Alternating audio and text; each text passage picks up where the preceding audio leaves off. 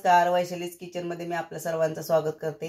आज आपण कढी भजी रेसिपी बनवणार आहेत। काही लोक कढी पकोडा बोलतात।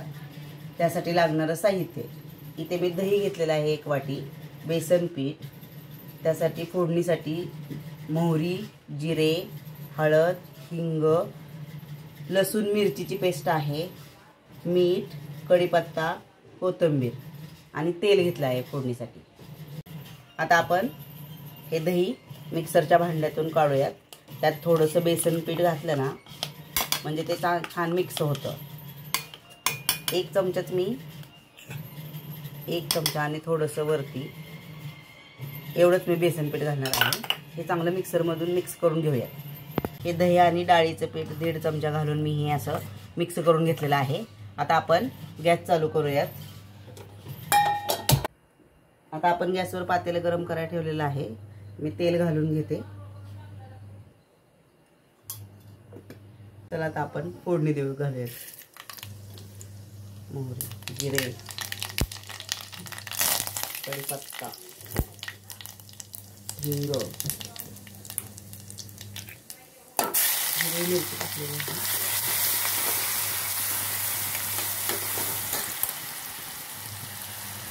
कोथिंबीर घालूया। सगळ्यात शेवटी आपण हळद घालणार आहोत, तर हळद लगेच करपते।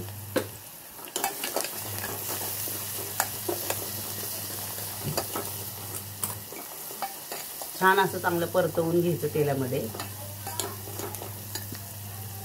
आता आपण बेसन पीठ आणि दही मिक्स केलेलं आहे, ते मिक्स करून घ्या।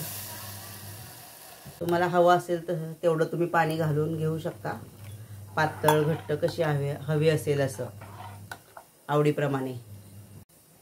आता आपण मीठ घालूयात।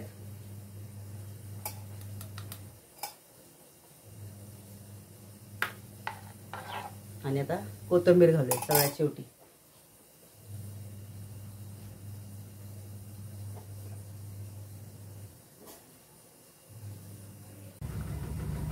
आता ही आपली कढीला फोडणी देऊन झालेली आहे। आता 5 ते 7 मिनिटच कढी गॅसवर ठेवायची, पण कढीला उकळी येऊन द्यायची नाही, तो त्याच्या आधीच गॅस बंद करायचा। आता आपण कढीसाठी भजी बनवूयात। त्यासाठी मी याच्यात तिखट, मीठ, हळद घालून घेते, ते तुम्हाला दाखवते। त्यासाठी मी लाल मिर्च पावडर टाकलेला आहे,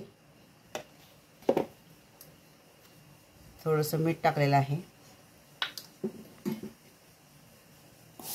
थोडासा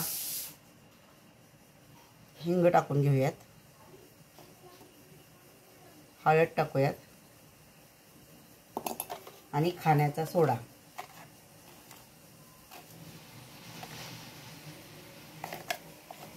चिमूटभर खायचा सोडा टाकून घ्यायचा। आणि आता आपण हे पीठ भिजवून घेऊयात।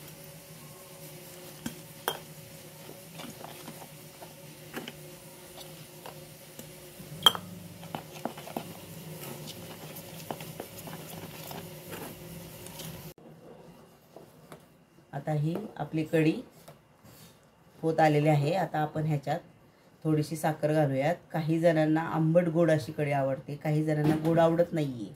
मग तुमच्या आवडीनुसार तुम्ही साखर घालू शकता किंवा नाही घातली तरी चालेल, पण मी घालते थोडीशी।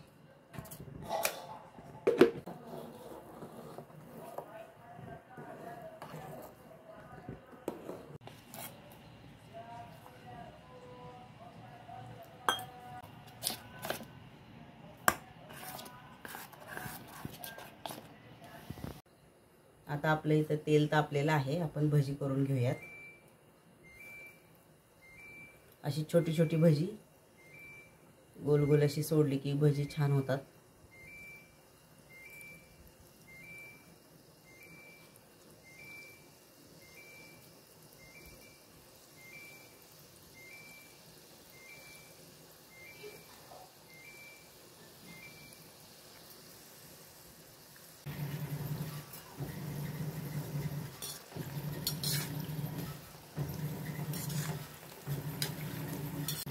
भजी आता छान खरपूस तळून झालेले आहेत।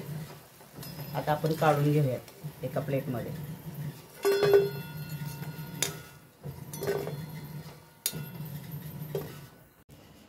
ही आपली कढी भजीची रेसिपी तयार आहे।